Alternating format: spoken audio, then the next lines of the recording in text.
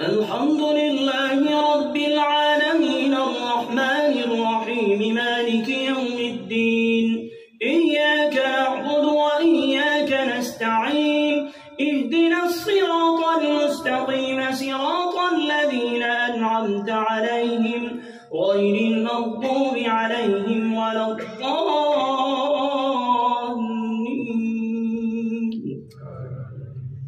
ومن آياته أن خلقكم من تراب ثم إذا أنتم بشر تنتشرون. ومن آياته أن خلق لكم من أنفسكم أزواجا لتسكنوا إليها وجعل بينكم مودة ورحمة إن في ذلك لآيات لقوم يتفكرون.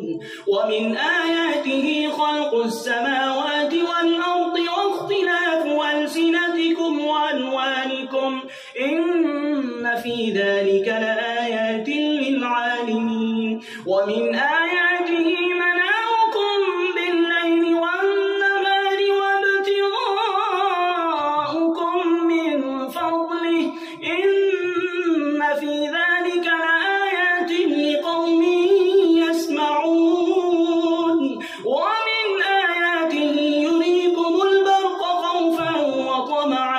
خوفا وطمعا وينزل من السماء ماء فيحيي به الأرض بعد موتها إن في ذلك لآيات لقوم يعقلون. ومن آياته أن تقوم السماء والأرض بأمره ثم إذا دعاكم دعوة من الأرض إذا أنتم تخرجون.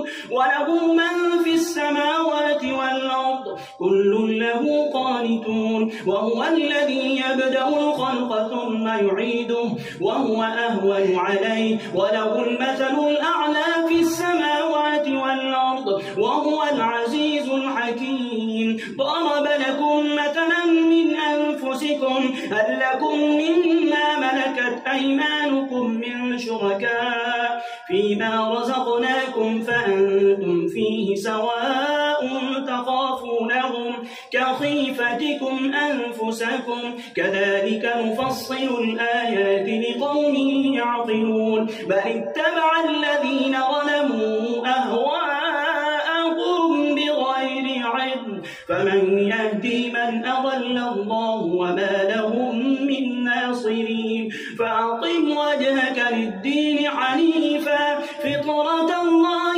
التي فطر الناس عليها لا تبديل لخلق الله ذلك الدين القيم ولكن أكثر الناس لا يعلمون. منيبين إليه واتقوه وأقيموا الصلاة ولا تكونوا من المشركين.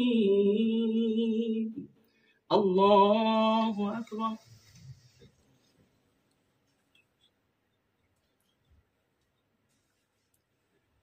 سمع الله لمن حمده. الله أكبر.